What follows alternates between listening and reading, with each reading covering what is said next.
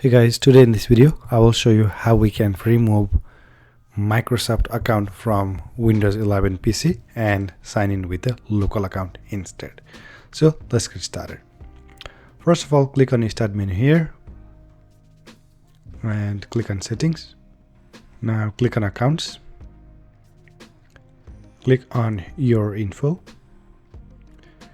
and here you have an option to sign in with a local account instead. So click on this option, click on next.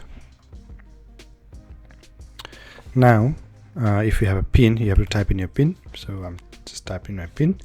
Here you have to type in your local username and password. So I'm gonna leave this as user for now and type in a local password. Confirm your password one more time and type in a password hint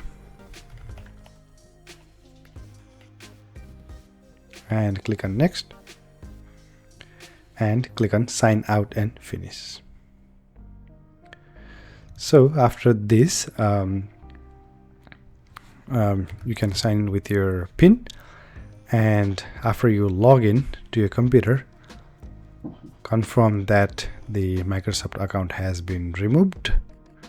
So go back to your settings and click on accounts, and as you can see here, I'm logged in as a local account and there is no more Microsoft account.